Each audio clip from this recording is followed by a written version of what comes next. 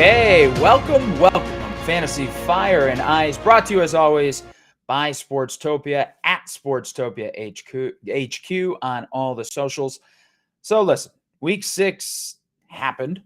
I hope you too weren't in the blue medical tent.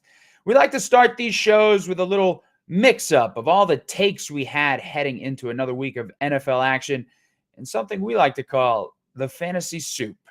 Let's look at the beautiful graphic. Yes, a mix-up of all of our hopefully cold and hot takes. There's the round of applause.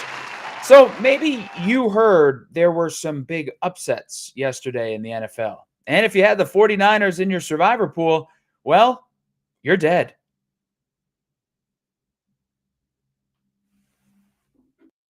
See that?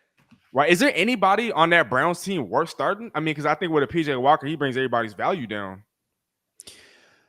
Yeah, and Jerome Ford's banged up right now. So I don't really trust like a Pierre Strong role. I don't trust a Kareem Hunt role. Do you trust PJ Walker getting the ball to Amari Cooper? No.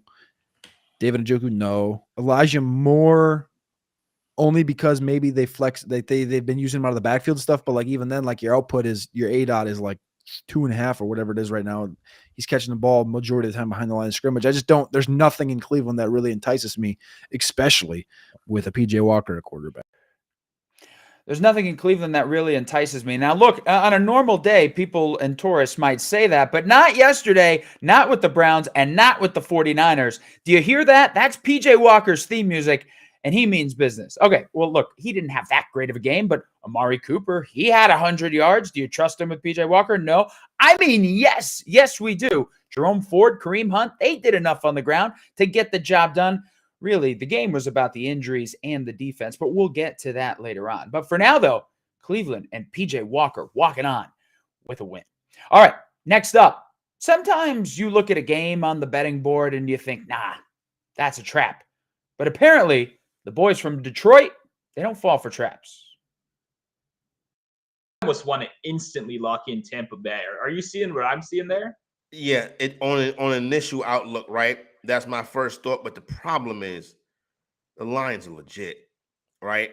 And the Lions, you know why everybody like the Lions? Because Lions make people money. The Lions have been phenomenal versus the spread for really the better part of 2.5 seasons now. And there's such a great ATS team, home, road. It sounds crazy. The Lions really don't have no weakness right now. Everything you're saying from a handicap perspective is correct.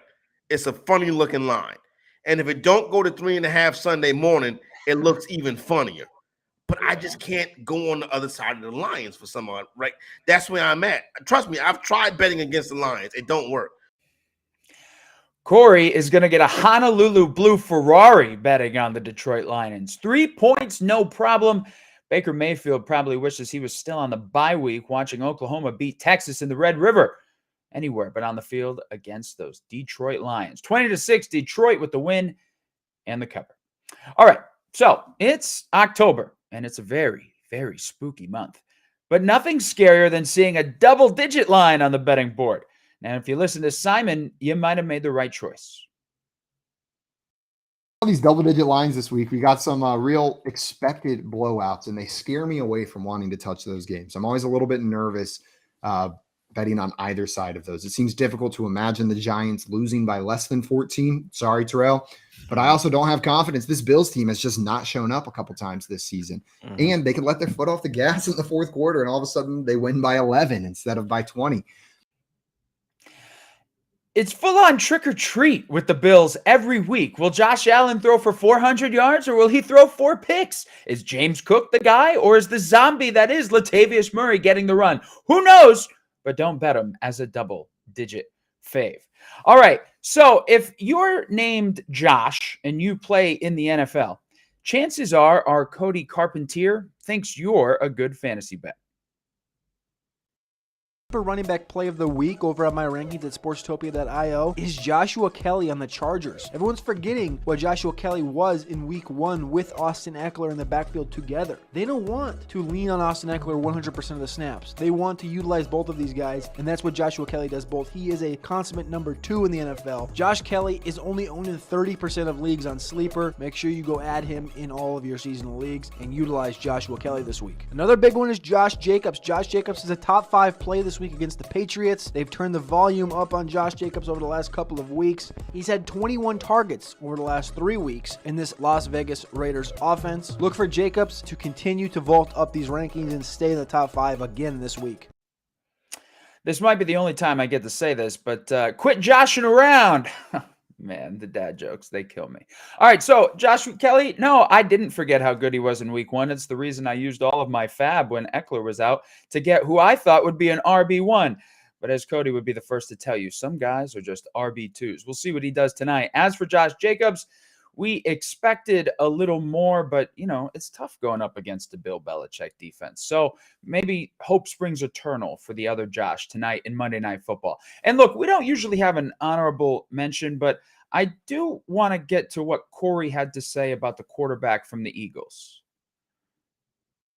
I think Jalen Hurts is the best player in football right now. The best player in football. Now, look, it's tough to argue that, but Hurts' performance yesterday was anything but the best player in football level worthy. They lost to the Jets. Corey, we need to talk about something. You did this to the Dallas Cowboys a few weeks ago when you said their defense was going to be fine. It's one of the best. And then they proceeded to lose to the Arizona Cardinals. You did this to the man that I thought it couldn't be done to, Jalen Hurts. This is my personal plea. If you are a friend of Corey Parson, if you have a big event coming up, maybe a wedding, and Corey is going to try to bless your big event or your big day, you need to stop this man. The power of his jinx is undeniable. We've seen it twice already. Stay off of Corey's list. I'm just kidding, Corey. We love you. All right, with that, that was the fantasy soup. So let's bring in the guys who are much smarter than I am. As always, joining us, we just saw him, Cody Carpentier at Carpentier NFL. He's one of our best rankers, if not the best. He's certainly the best one I'm talking to currently. And also we have Mr. High Low FF at High Low FF on the socials, Mark Garcia.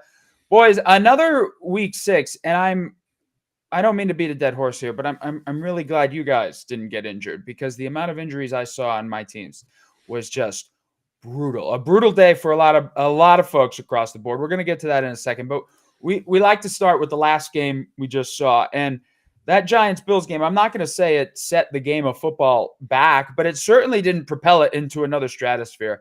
So, Cody, let's talk about this. I talked about the Bills and seemingly being a little Jekyll and Hyde. I'm not saying they're bad by any means, but what happened last night? I mean, we've seen this Giants team. We know they're capable of being lit up. Why didn't they get lit up? I mean, I think that the number one thing is that people forget that this Giants defense is uber talented, and they've gotten behind the 8 ball quite a bit this season in games where they've gotten blown out in. The offense, I think, has scored 1 touchdown outside of that game against Arizona. They had a pick 6 as well from Jason Pinnock in another game, but like the offense just hasn't really gotten going to allow this defense to do what they're best at, which is getting after the passer and really wreaking havoc with Dexter Lawrence and Williams and Thibodeau, like all these guys. Like this, the defense is actually not bad. It's just that when you get behind the 8 ball, you're in a certain predicament. Now, the game against the Bills last night, the Bills, I think, kind of shot themselves in the foot with that Gabe Davis fumble early on. That was really like what felt like to me like a momentum shift. I thought they were going to go down and score there, and they give the ball back to the Giants, and then that one deep ball to Darius Slayton over Kaiir Elam, who is now just playing in his 2nd game this year, and they didn't really want to play him. They've talked about not fully trusting Kaiir Elam. So just a multitude of things like that, and then situations like the Giants, you know, if you watch the game, they had the opportunity going into halftime. They had that, you know, complete mismanagement of time. If they would have gotten a field goal or thrown the football, other things could have happened, and then the way the game ended as well. But the Buffalo Bills, I mean, they were just over in London. They went over to London on Friday, played a game on Sunday morning, and then came back, and they had this Sunday night game. It's not the easiest turn of events over a course of a 10-day stretch, but they did it, and they got out of it with a win against the Giants last night, and a win's a win in the NFL. So you got to take them while you can get them. It's good to know that I wasn't the only one dealing with a hangover yesterday, because apparently all of the Bills were with their London hangover. Mark, on the other side of the ball, or actually no, let's stick with the Bills here. I'm wondering, besides Josh Allen, Stephon Diggs, because I mean they're going to be more often than not, if not great every week, they're going to be good. And Diggs, 10 grabs for 100 yards, that's like the perfectly round number game, and that's what you expect from Diggs. But outside of those two, is there anybody else on that Bills offense that you're trusting week to week? I thought it could be Gabe Davis, but he didn't show up last night either. Yeah, it's probably the man who didn't play yesterday in Dalton Kincaid. We've seen this offense transition to heavy rates of 12 personnel, and they were kind of thrown for a loop yesterday in trying to figure out how they were going to attack a Giants team, a Wink Martindale defense that is going to be coming after them. They kind of knew that Wink is who he is, and Wink is an interesting case because he's a defensive coordinator that kind of just plays his type of defense and doesn't necessarily tweak those tendencies for the opponent. So when you come into a game against the New York Giants, you kind of know what you're going to get. You're going to get elevated blitz rates. You're going to get high rates of cover 3 and man coverage behind that. And it seemed like, for whatever reason, whether it was the travel, whether it was, the schedule over the recent history for the Bills, they had a very hard time game planning their personnel alignments to match up best with what they were going to expect with Wink Martindale's defense. So to answer that question without the roundabout discussion, it's probably Dalton Kincaid if I had to place my bet on a player outside of the top 2 there in Buffalo for the rest of the season. And I think going into the season, people might have expected Kincaid to do what we're seeing out of Sam Laporta there with the Lions. I know Kincaid, he missed the game, obviously, so he doesn't have the exact he doesn't have all the games that Laporta does. But I think as we head into the season and you have a rookie like him who can get more involved in the offense, I think that's a good bet. The last part about the Bills, and Cody, I'll pitch this to you. Am I wrong in thinking like this Latavius Murray experiment should end? James Cook had 14 carries on 71 yards. Latavius Murray almost had the same amount of touches, 12 carries, 45 yards. I'm not saying any of their yards per carry were that bad, but Cook's was much better. So why are we still trotting out Latavius Murray here? I think you'd be a fool to give James Cook 85% of the snaps. I think that's just understanding what he is and what he can bring to the table from an efficiency standpoint and from a workload standpoint. Is you don't give this guy that's 197 pounds 30 touches. You just can't do that. Latavius Murray at 33, almost 34 years old, has just a weird amount of burst and explosion right now, and you kind of have to ride that. It makes sense that they have two between the tackles, Grinders and Damian Harris and Latavius Murray, to bounce off of James Cook, where James Cook brings that. You saw it on multiple carries last night where it was like zoom 9 yards downfield, like just quickly, and that's a good change of pace to have. Latavius is a piece to that puzzle that goes together. He's 17th right now in breakaway run rate on PFF, 34%, which is ahead of guys like Derrick Henry that are in his similar statures, 31%. So, and I was like going through that this morning, and I was like, dang, so Latavius is 4 years older, but like, if you're watching it, Latavius kind of looks like he's got more burst, more explosion than what Derrick Henry's bringing to the table right now. So I don't really know what to make of Latavius thing, but I think the Buffalo Bills know what they have in him, and they're just going to continue to ride him, because in these grind out football games, you want that 230-pound back just banging against that defense, and then you bring in James Cook and he just rips one right off of him. So I don't really know what to make of it, other than I think you'd be an incompetent franchise to just say, yeah, we're going to give James Cook 90% like teams do with Kyron Williams and Austin Eckler. I think that's not a safe way to play it. Yeah, but don't they care about my fantasy team? I mean, isn't that where all of their decisions are being made in the front office based on who I need to score a touchdown? All right, on the other side of the ball, look, I know it's recency bias because they almost pulled the third big upset of the day, which would have been just a wild, as Better Boss in the comments just said, crazy week 6 in the NFL. Could have gotten crazier if a couple more things went their way. But let's start with the guy throwing the ball, Tyrod Taylor. Mark, is the Giants' offense better with Taylor than it is with Daniel Jones? Well, we saw the good mixed with the bad out of Ty God, formerly known as Ty God. The first half debacle should not be. I mean, it's going to be covered no matter who you listen to. But that lost them the game.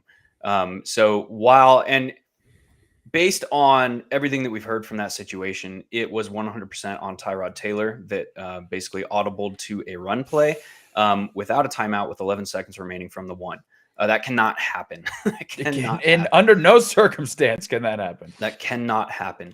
But we also saw Jalen Hyatt play a career high in snap rate, career high in route participation rate. We saw this Giants offense, and we've talked about this in the past on the show, how teams were still trying to figure things out. It's the first 6 weeks of the NFL season. We're slowly transitioning. About week 8, 9, 10, that range is where we're going to start to see how teams want to be as the playoff picture starts to unfold. This Giants team showed us what they want to be moving forward. We saw Jalen Hyatt with an 80% route participation rate opposite Darius Slayton. So they're kind of beyond the let's give Isaiah Hodgins a bunch of snaps. We did see him late in the game when they needed a big-bodied wide receiver down low. But this is going to be Darius Slayton, Jalen Hyatt, and Wandale Robinson in 11 personnel with Darren Waller on the field and Saquon Barkley. So that was good. And in that, we saw this team finally able to take some shots downfield that we've been so missing up to this point in the season. And Tyrod Taylor made some breadbasket throws down the sideline to Darius Slayton that, quite frankly, we have not seen from this Giants team up to this point in the season. So there were some good, there were some very clear bads, but that ability to extend teams in the vertical and attack downfield via very well-placed throws from Tyrod Taylor was something that we haven't seen from this team up to this point. Yeah, you got into a lot there, and you mentioned some of the receivers. In a PPR format, and Mark, I'll just kick it back to you. Like a PPR, you mentioned Slayton had the big plays there and Hyatt snap percentage. But Wandale had 8 grabs. So I guess if you had to target one of these receivers on a week to week, like I guess you look at the floor, right? Who's got the highest floor. Would you think Robinson could be now a Giants number 1 receiver if you had to make that decision? Yeah, I mean, on a weekly basis, if I'm looking at start-sit decisions and I have one roster spot and I have both, or I have all 3 of the New York Giants wide receivers, Wandale just makes that easy plug and play because he's always going to be the guy for the schemed usage in this offense. He's going to be a high targets per route run rate. And now that his snap rate is catching up, this is his, 3rd game coming back from an extended absence. That is something that is valuable in a PPR format. Take half PPR or even standard out. There are some people that still play standard out there. Take those formats and he becomes a lot less appealing. He's going to see consistent volume in this offense as that kind of schemed usage type player. There are multiple narratives. We mentioned the London hangover, Tyrod Taylor revenge game a little bit. That was back when they made the playoffs and they were like, he had the shortest leash I've ever seen out of any player a few years ago. So he had those things going. I don't know if you buy into them. I will just talk about the play before the half. And I realize that, there's certain things you can't do, right? Can't take a sack if it's a pass play. You can't run it with basically no time left. But Cody, why even the announcers seemed to think it was a run pass option and he audibled into what he thought would be the better play. Doesn't some of that fall on Brian Daboll here? Like, why even call the option there? Or just call the pass. You could have like 3 cracks at the end zone if you call 3 passes in a row. Well, first off, it's complete incompetence because we've heard this a million times in these situations. Tony Romo's the best at it because literally every time this situation comes up in any quarter, at any time, he's like, 14 seconds. If you got no timeouts, you need at least 14 seconds to reset the football and get the spike in. You need at least 4. He said it a million times. I could just hear it in my head over and over from Tony Romo. 14 seconds. You need 14 seconds. And what did they have last night? They had, was it 9 or 10? And they run the football, and it's like pretty clear that it's not going to – I don't know. I don't know if we'll ever get the full answer to, maybe what the call was initially, and then if it was audible or not, or if it was a run play call. But as being Tyrod Taylor, you need to know, he's been in the league for over a decade. You need to know in that situation, like, there's no running the football, especially behind one of the worst offensive lines in football. And you have a Darren Waller that's 6'6" and a guy that can win in the red zone. Like, none of it made any sense to me. So I'm not running the football. I don't care if I have Derrick Henry or Saquon Barkley. In that specific situation with no timeouts and less than 10 seconds on the clock, where if you fail, it's a 0. In a 6-0 football game against the Buffalo Bills where you can go up 9-0, none of it makes any sense. So that's just kind of where I'm at. You can hear Tony Romo's voice in your head saying, Jim, 14 seconds, Jim. I don't know. Are they going to make it? I don't know. Get the spike. Oh, they got it. All right. Now, real quick, before we get to the next one, everybody listening, watching, sportstopia.io.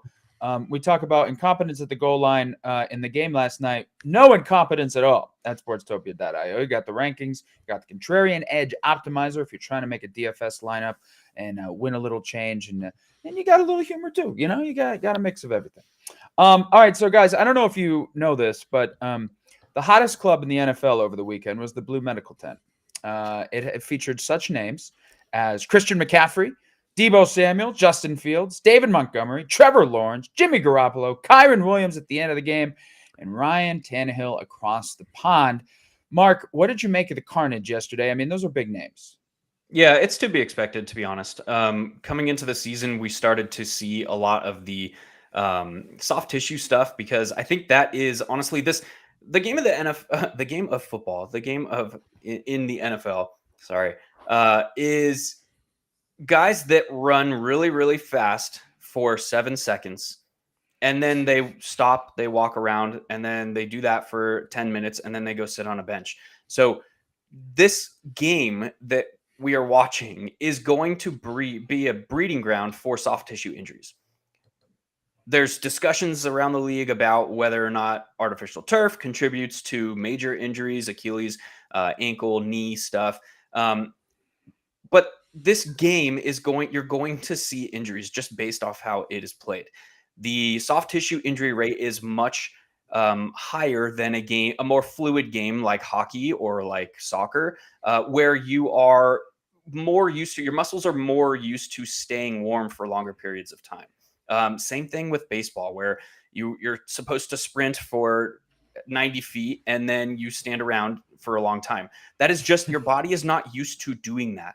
So right off the bat, we know that this game is going to incur higher injury rates than when compared to other sports. And it's just typically, it's going to happen.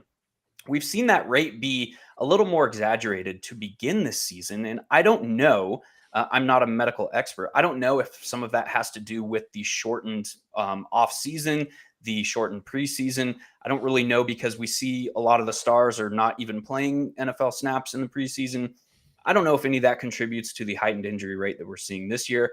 But we have to have this understanding that like depth matters when we're playing fantasy football, because these things are going to happen. Yeah. And the depth thing is what I was going to say, because this is when you start talking about handcuffs, right? Like at the beginning of the season, depending on how you're trying to build a roster or build your best team, there are some schools that thought like, oh, maybe I'll just get lucky and I won't need a handcuff. And then there are other people who grab a handcuff and all of that. So I guess, Cody, we'll start there. I was going to say, what do you think will have the biggest impact? I don't know how long Christian McCaffrey is going to be out, but I guess that's your number one name, right? I mean, I think he's scored in every game he's ever played ever in his life, it feels like. Losing that in the 49ers offense, and it was clear in that Niners game, like they needed something other than what they had after when they went down. So you look at Christian McCaffrey, Deebo Samuel also went down. You look at those guys, and I guess you start looking at the backups. Jordan Mason, a backup for CMC there. Is he a guy you're targeting? Should he have even been on the waiver wire to begin with at this point? I'm going to be honest with you. I kind of just want to stay away from this backfield because of what this offense brings to the table. It's probably going to be a contrarian thought for this team, but even with Deebo being hurt, like they went into that, it seemed like anyways, going into that game yesterday, they had that thing planned out to be kind of a Deebo game, because once Deebo went out and McCaffrey went out, they kind of seemed like they were in a tizzy. And I think that's one of the benefits to having Kyle Shanahan, is that he can kind of do what Bill Belichick has always done, which is like have every game planned a different specific way to where you can take advantage of the defense.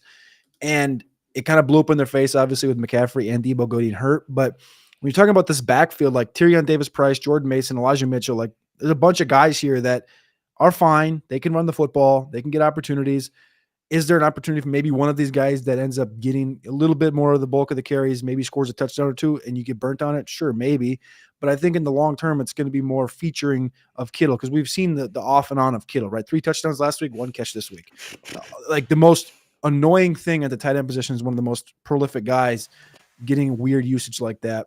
Brandon Ayuk being able to actually be in a full-blown alpha situation in this offense. If Debo's missing time and McCaffrey's missing time, like that's going to be focal points. It's going to be shifted towards Kittle and Ayuk on a weekly basis.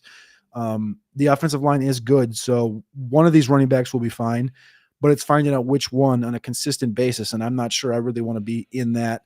I don't want to go out and put 30% fab on any of these 3 guys and then have the other one be the dude. So that's kind of like, I just don't trust it, I guess, is where I'm at. I'd like to hear what Mark thinks on that, because I honestly, that's my kind of attitude towards it. I'd like to more aim towards a backfield where I kind of understand and can feel what's going to happen, versus this one where it's up to Kyle Shanahan on the given week, in my opinion. Mark, are you buying or selling that backfield? I think if you're going to take a stance, it probably should be on Elijah Mitchell. Yes, Jordan Mason outsnapped him 15-7, but we have to remember Elijah Mitchell was coming off of 2 missed games due to injury.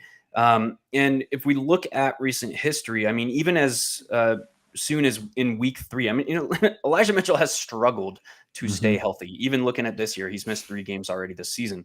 But if you look at the highest snap rate of a running back on this team not named Christian McCaffrey, it came through Elijah Mitchell in week 3 at 34%. So he's been with the team for a while. He's familiar with Kyle Shanahan. He's familiar with the scheme. And he has shown that he can be productive in that scheme. We look at last year to begin the season before CMC came over. He's had some fantasy reliability there. So if I'm taking a shot, and if Christian McCaffrey misses time, which all of those are still kind of up in the air, it's probably on Elijah Mitchell. And to echo kind of what Cody was saying, this could be a spot, particularly in the immediate future, where George Kittle is featured. And it makes sense when you look back, playing Monday morning quarterback here for a little bit. It makes sense via or against the elevated blitz rates and the elevated man coverage of Jim Schwartz's defense over in Cleveland, that Kittle is going to be kind of like a 6th offensive lineman in the spot. And that kind of, after the first 2 drives where San Francisco was really struggling to move the football, we saw Kittle in line at an insane rate for the rest of the game. And kind of I think it's a testament to Jim Schwartz and what he's doing over in Cleveland, really. But moving forward, I think Kittle has to be one of those featured pieces. And I think, what was it, 2 years ago, 3 years ago, Elijah Mitchell was the revelation of fantasy football when Mostert went down. Still couldn't even stay healthy that year, but came back and still, again, was a running back that was targeted in that offense before CMC came over. So I think you're onto something there. I do think it'll be interesting to see. I saw a tweet yesterday about how, man, Brock Purdy really doesn't look that good when he's not throwing screens to CMC or Debo and they're taking it 70 yards to the house. Not that I'm saying that he doesn't have game, but I think if either of those if CMC missed extended time, I think then you'd really see if Brock Purdy is Mr. Irrelevant, just the game manager. Is he a fantasy asset? Because he was putting up 20-point games for you up until that point. So I think it'll be interesting going ahead, but we'll see how the injury news shakes out. Cody? That was a really good defense. Like I talked about, I don't know if it was on this show or another one, but being that Brock Purdy would be a top 10 option rest of season. And this was the game that was like on the marker or on the schedule that was like, I don't really want a part of that one, but the rest of the season's fine because the Browns have done this. They've gotten after the passer every single week, and it's a vaunted defense right now, but they're not getting respected because it's Cleveland and because they're not winning as many games. But that was a brutal matchup to begin with. Yeah, it was a tough one. I don't think anybody really wants to go into Cleveland and play. And I'm sorry, is it just me, or does it look like they never have good weather? Like what? Ever. Is there never? Like there's just never good weather in Cleveland. Moving on to some of those other big names. from one running back to another running back, and I want to start with Cody, who has basically staked his season on it being a Jahmyr Gibbs truther. David Montgomery goes down. Gibbs out for now, but I mean, is it Gibbs time?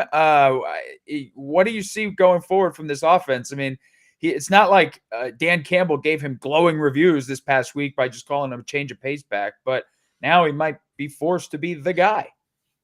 So that's kind of like, I don't know. So they're not utilizing it the same way the Buffalo is, obviously, but that's kind of what James Cook really kind of is. He's kind of a change of pace plus and whatever. But in Detroit, I guess your question is like, is it going to be now leaned into Gibbs? I don't know. It doesn't seem like it, especially coming off injury himself. This is the second injury in the season for Montgomery, so that's definitely interesting because he's been, very prolific for our fantasy teams. Craig Reynolds looked fine. Zonovan Knight's out.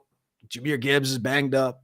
I'm kind of interested to see what they do because this is a team where talked about Fournette last week, potentially going to like Dallas to kind of giving them a little ignition next to Tony Pollard. But they just beat Tampa. Tampa's a respected football team, a top 10 team, some would say, in the league this year.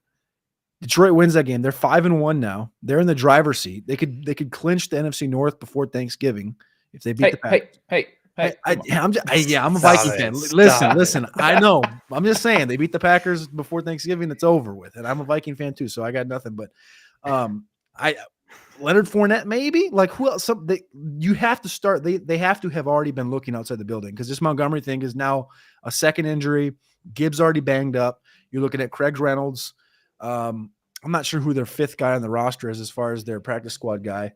I could look that up, but I'm not going to do that for dead air time. Zigbo. Okay. Is it really? Yeah. That's not, I mean, he got a little bit of opportunity down in Jacksonville. I don't know. You're not going to roll with that though. You're not going to roll up and be like, yeah, well, Zigbo's our guy, but the offensive line is good. So I could see them doing that, but why not go after a Fournette? Why not do something like this? But to answer your question, I guess in full, Matt, is I love Gibbs, but he's coming off an injury. So I can't really continue to be like, in Dynasty, of course, I'm still buying him. But like as far as this week, it's like, or the next 3 weeks, like it's especially with what they're saying about the change of pace stuff. And Jared Goff. It's Jared Goff MVP time. That's what it is. It's Jared Goff playing MVP ball. The redemption story is here. Sorry, Mark. I didn't mean to cut you off there. No, my fault. I was trying to jump in there real quick. Also, the Lions play the Ravens in week 7. So it's not the best matchup where we're like, oh, yeah, let's do a plug and play for whoever's going to be the lead back in Detroit. This is a no kidding defense that they're going up against. When you look at kind of their heavy zone rates, it again plays well into Amon-Ra St. Brown. So it might just be a situation where, DMO doesn't miss too much time and their schedule over the next couple of weeks is kind of brutal. So.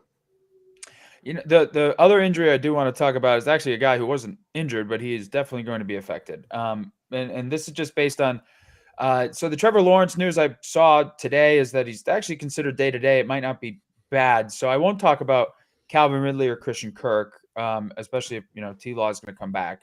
Everything's going to pretty much remain status quo there. But what about Justin Fields and more so DJ Moore? And this is the DJ Moore experience that I talk about because we know what he can do.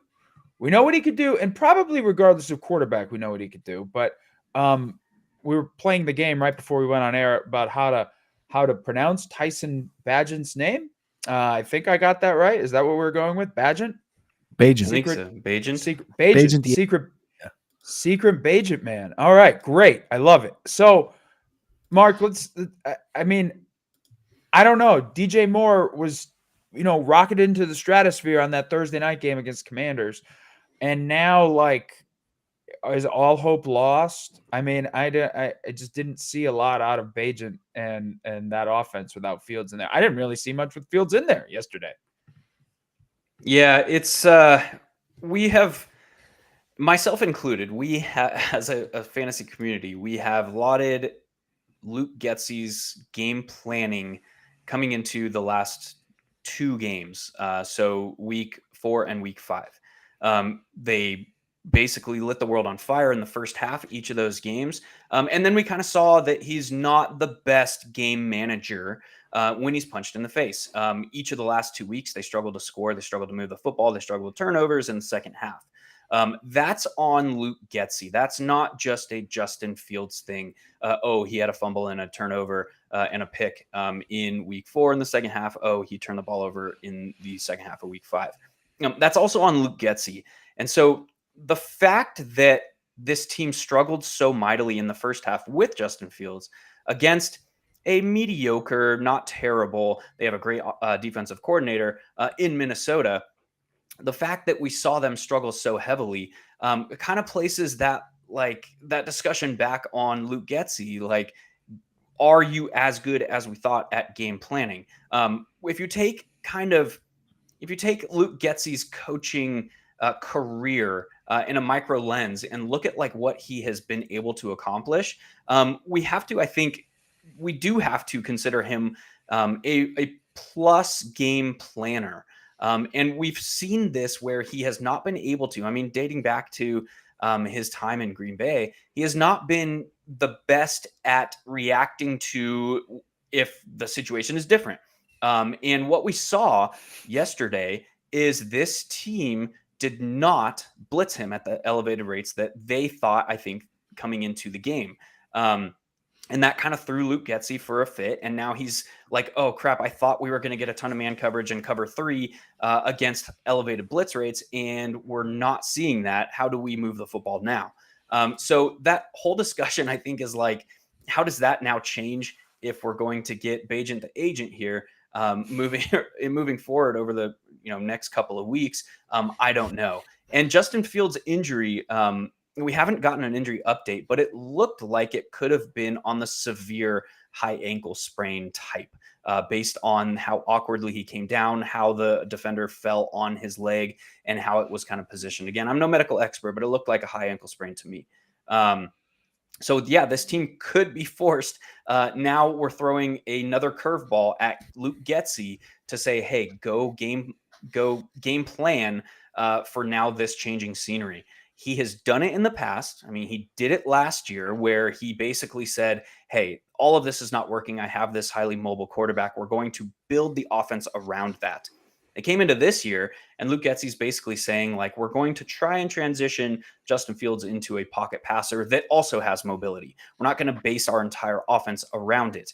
And it appeared for a while. I mean, it was a sample size of 2 weeks against some non-elite opponents, but it appeared that could be on the correct path. Now kind of throw a huge wrench into that. And I think it all, to answer your question again in a roundabout way, it all comes down to Luke Getsy's ability to game plan, because we kind of know that he is not the best game manager as far as reacting to what is happening in a game. Well, I need 3 touchdowns a week out of DJ Moore. I don't know how else I could say that, but that's what I need going forward. That's my offer to Luke Getsy. All right. Look, we talked about the 49ers already. Obviously, just a perfect storm of things that happened there. So, look, you want to give them a pass on that Browns loss, that's fine. I don't know if I'm willing to give the Eagles as much of a pass. And here's why. They lose to the Jets, right? And I don't think anybody would tell you the Jets defense is bad, but they were missing their top 2 corners. And those are pretty big losses there. And so you already have the advantage with your 2 wide receivers that could be wide receiver 1s on any team in the league. So I don't know what happened. Jalen Hurts reverted. If you want to call him Superman, he was Clark Kent. I mean, it's not. He threw some disgusting interceptions. What happened? What did you see there? What happened to that offense? I definitely thought, coming in, you mentioned the top 2 corners were down. Also, cornerback 3 and 5 were down, Hardy and Eccles. So they were really beat up. But on the other side of that, Philly also had 2 defenders missing, but that did not impact their offense. Their offense should have been dialed in from the jump. And then you see Hurts come out and throw 3 picks that, a couple of them were what they were, but that was not a good game by any means, by any stretch of the imagination. And I gave a lot of credit to this offense and their scheming and their ability to use and utilize DeAndre Swift in certain situations to elevate this offense. We've seen Dallas Goedert have his little game. We've seen A.J. Brown, as soon as he got upset a couple weeks ago, all of a sudden it's been back-to-back 100-yard games. Awesome. This one yesterday was teed up perfectly for this offense to just completely have all the wheels, all the tires lubed up, full of air, and go. And nothing. 11 targets for Devonta Smith, 5 receptions. I can sit back and say this because I don't know what it looks like on the inside. But what it seems to be is kind of something similar to what Mark just alluded to with the Bears, is like the game planning on the offensive side is not completely dialed in, and that is they have a lot of talent. Right. They're not, and the only team that I think really can compete with them as far as the talent is San Francisco with McCaffrey, Ayuk, Debo, Kittle. You're looking at this offense, Swift. He's putting himself into a conversation of top tier running backs right now as far as how efficient he's running. This duo is awesome with Brown and Smith, and then they have Goddard. It's almost like it's too many weapons where they can't get everyone the ball. Like this should be so much more efficient, so much easier. So I'm going to blame it on the coach, and I'm going to blame it on the game planning. I'm going to blame it on the offensive coordinator, but also couple that with Jalen Hurts just was not efficient and productive yesterday. Yeah, too many weapons. Mark, I wanted to talk about Devonta Smith specifically. Like, I know A.J. Brown, basically pulled the Keyshawn Johnson, give me the damn ball, and he got it, and he's doing great, and he's elite. I mean, he's elite. Nobody's going to argue that. But it's not like Devonta Smith can't be. It's not like we've never seen him do it. I thought this offense would be able to support both of them, but like Cody just said, too many weapons. Like, am I wrong here? Am I? If I have Devonta Smith on my team, should I look at him as more of like a high ceiling wide receiver 3, or how are we looking at him? Yeah, I think you have to at this point. There's a lot of connection between Jalen Hurts and A.J. Brown. A.J. Brown is an outspoken alpha wide receiver. Jalen Hurts is A.J. Brown's son's godfather. There's a lot of connection going on there. But nepotism. The fact of this offense is they can really win, or up until last week, they have proven that they can really win any way they want. And that can change on a weekly basis. We saw last week, where Dallas Goedert was featured heavily early, and they kind of just rode that because it was working. Went over 100 yards with a score. This offense is really unique in the sense that they are so dynamic as far as play calling abilities, as far as maximizing the talent that they have on their roster, that we're going to see these ebbs and flows, and it's very difficult from a managed league perspective where you're making those start-sit decisions. Right now, to put in anybody but DeAndre Swift, Jalen Hurts, or A.J. Brown as kind of the key cogs of the most recent form of this offense. That said, like Dallas Goedert or Devonta Smith, they are very clearly elite level talents. It's just that up until last week, we hadn't seen schemed usage for Dallas Goedert. His ADOT was mediocre. He had only 5 red zone opportunities, I think. And last year that number was 10. The year before that, it was like 9 and 8. So he's not like a heavy contributor in the red zone as well. So Devonta Smith, if you look at his per route efficiency metrics, though, he's still amongst the top 12 wide receivers in the league against both man and zone. The volume has not yet been there. At any point, that could change. Great best ball piece if you're doing like best ball resurrections over an underdog. But as of right now, for managed leagues, you can't really sit him, but it becomes very difficult to throw him into your roster. This is still a guy that could go for 30 plus points at any moment. What do you think of? So I had this guy ask this question. He's asked me 2 weeks in a row my start sit show on Sundays. He's got A.J. Brown, Jamar Chase, Puka Nacua, and Devonta Smith. And both weeks I've had to tell him to sit Devonta Smith. What do you like? If I'm an owner of Devonta Smith, what do I even do with him right now? Because like for me, it's I want to just wait, and I want to wait, and I want to wait, and I want to trust it. But he's also got a lot of name value. Like, what are you doing with him? I mean, you could throw him on the block for sure.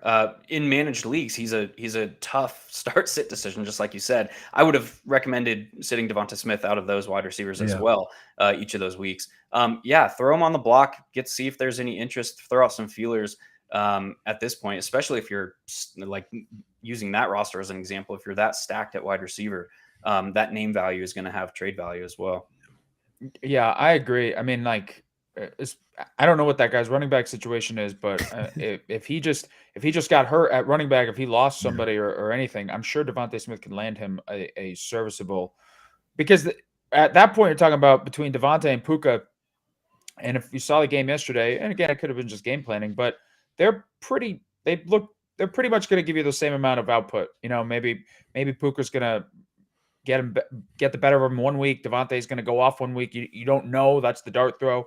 But yeah, my strategy in fantasy is usually I don't want to think too hard. I want to have the guys I know I want to start. So I'm more likely to make a trade if it's going to give me a headache. And that's usually how that goes. That's patented advice. You could tell that guy in the Start Sit show that Matt Galka said, trade him. Mark said, trade him. And we're all saying trade him. All right. So usually, we don't talk about the Monday night game ad nauseum. We usually just do a quick thing, but I do want to feature Mark a little bit because, we have the Contrarian Edge optimizer over at sportstopia.io. I mean, we've seen it get results for some people, some folks in the company already. Maybe not going 0 for 150 lineups, but we've seen it get results. So, Mark, I want to ask you about tonight's matchup. We've got Cowboys, Chargers. We'll talk about, Eckler, some of the guys coming back. But if you're looking at tonight's matchup, you want to throw a lineup together. I guess for somebody new to kind of going the contrarian route, who do you think the public would be all over tonight? And how do you pivot away from that to try and get an advantage? Yeah, the thing that I like to do the first thing when I open up the optimizer is run it without changing any of the settings, because that gives you a good idea of where the ownership is expected to go, how the field is likely to handle this situation, and how the pieces kind of fit together within that broad spectrum. Today, the optimizer is spitting out both passing games. You've got Jake Ferguson that are popping up everywhere. You've got even down to some secondary, tertiary members of the Dallas pass offense. Michael Gallup is popping up pretty much across the board. So when I look at that immediately, and when you think about like how the game can play out, think about like a guy like Austin Eckler, who's coming off of an extended absence with an ankle injury, but we know that he is a heavy contributor in both the run game and the pass game and in the red zone where it counts.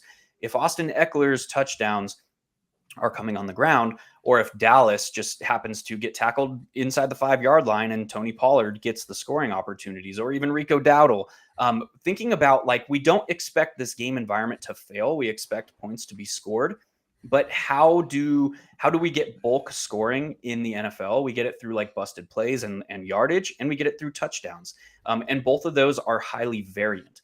So when I see the optimizers, before I'm altering any settings, spitting out heavy emphasis on each of these pass games, I start to think, well, what if the touchdown variance swings another way? What if these offenses struggle in the red zone? We've seen Dallas have issues in the red zone in the past. How could that influence kicker scoring, for example?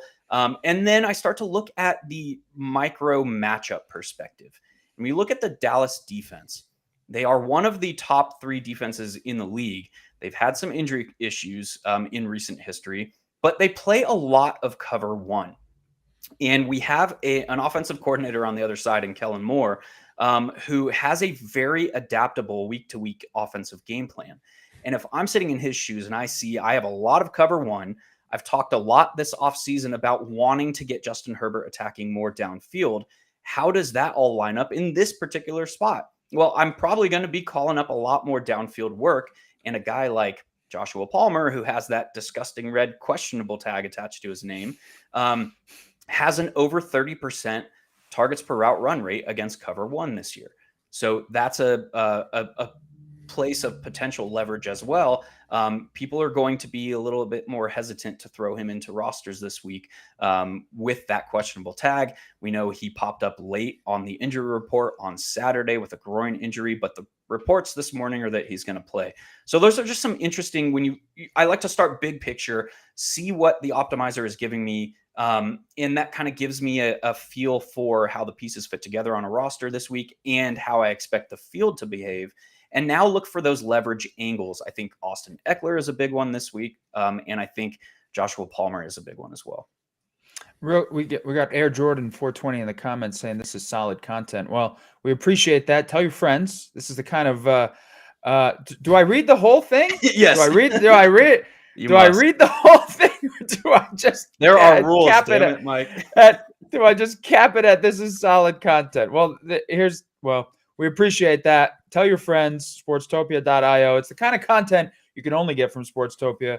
Mark's analysis on being contrarian, and really, I mean, if you've ever played a DFS lineup, I'll tell you what, as you know, when I first started as a novice, it's like, oh, this is easy. I'll just pick the best players. But then you look at the lineups that win, and it's got like a kicker in there, or it's got like a defense in there. You got to think contrarian. You got to think outside the box, which is why I think it's important to get that kind of analysis. And Cody, kind of to Mark's point, but in another contrarian way, you've talked about guys being set up as being a 2. They are a 2. They are a great backup. They are a great spell back. You like Joshua Kelley tonight, as the Robin to Eckler's Batman here. Do you think he can still do what he had 90 yards and a touchdown? I think week 1. Do you still think he could do those type of things against this Cowboys defense tonight? I don't like. I mean, that's high praise, right? Finishing the RB12 is kind of a tough thing to do, especially in the backfield with Austin Eckler. But the thing and kind of why I brought this up was because he was literally owned in 30% of leagues on Sleeper after having a couple of miserable weeks as the lead back in this offense. So everyone's burnt. Everyone's like, you know what? I spent my fab. He burnt me. He hasn't given me anything. And now Eckler's back. They had a bye last week. That's what I'm saying. And everyone's just dropping him. But the thing is he showed us.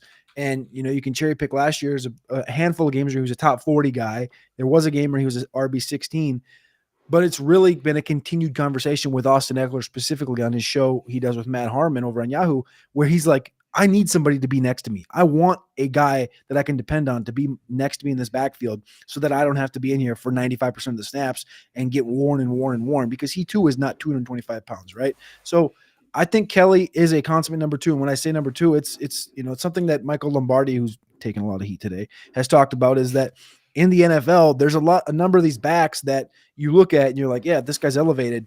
He can really take over and be a number 1 in the NFL, like a Tony Pollard, right? Pollard sat behind Zeke. But we're like, as soon as he gets that opportunity, man, it's going to be fireworks.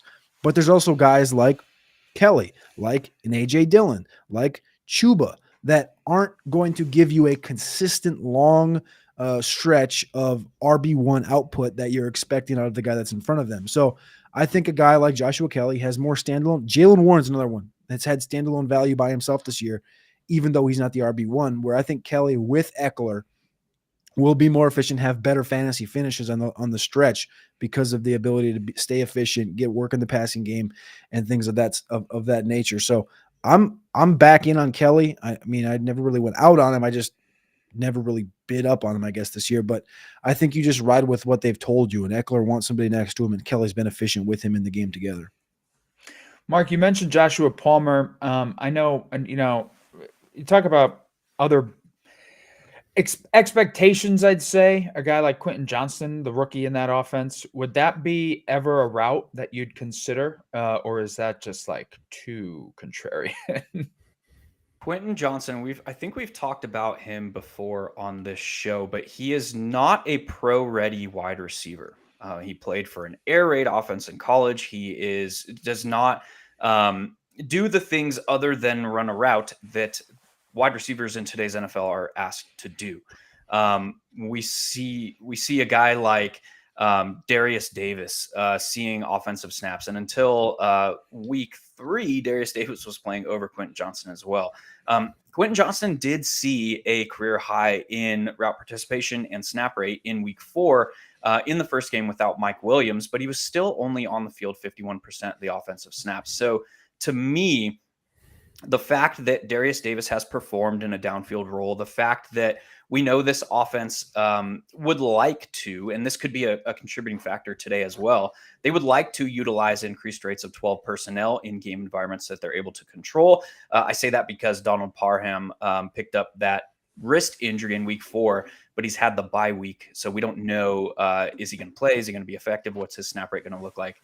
All that good stuff. So if Donald Parham misses, if Joshua Palmer is limited or misses completely, then Quentin Johnston could potentially be a guy that they lean on a little bit heavier. There's also the added... That's too many ifs. That's too many ifs. There's also the added fact that Austin Eckler is making his return to the lineup. So to me, again, if I'm in Kellen Moore's shoes, I'm primarily looking at Keenan Allen, who has a 34% targets per route run rate against single high or cover 1 coverages, and Joshua Palmer, who's got a 32% targets per route run rate against that coverage. And we know that Dallas leads the league in that coverage set on the defense. I'm typically looking to, or I'm primarily looking to those two guys and Austin Eckler to kind of build my game plan around. Maybe get the onesie twosie design play to Quentin Johnston because we know what he can do with the ball in his hands, but primarily looking to attack downfield in one-on-one coverage. We got a question I'm hoping we get a question in the chat. Vinny asked if he could drop a question. Vinny, we got about 3 minutes. If you can get it in, we'd love to hear it. We'd love to answer it. Cody, I guess we'll sort of tail out with this, talking about the Cowboys tonight. I mean, they were embarrassed last week. They have another primetime game. I don't know if you can say with their record and how they're doing that this is a must win, but I mean, you'd think they would like to come out with a good performance here, especially offensively. I mean, 3-3 going into a bye with the Eagles, Seahawks, Eagles, Bills, Dolphins, Lions down the stretch. It's kind of a win now. Like they kind of need this game to not get behind the 8 ball because I just named off games: Lions, Dolphins, Bills, Eagles. That's 5. If you lose those 5, you're looking at a 9-8 season. You're not making the playoffs. So they need to really get something going here. This is a big game for both teams, the Chargers and the Cowboys in this one. Chargers sitting at 2-2 coming out of the bye. This should be back and forth because the Cowboys needed just as much as the Chargers. Chargers need just as much as the Cowboys. And I like everything Mark said about Quentin Johnston too. Like that's the only thing that I would say is his routes have went up each of the last couple of weeks. He's not polished by any means, but he does bring some athleticism to the table where you could see a Jameson Williams type line like we saw yesterday, 2 for 50 and a touchdown. But that's not something you're going to depend on in any way, shape, or form. But you are coming out of the bye, which with these rookies, we usually see a little bit of a boost if there's any competence with them as rookies. So there's potential there, but I'm not holding my breath at all with Quentin Johnston.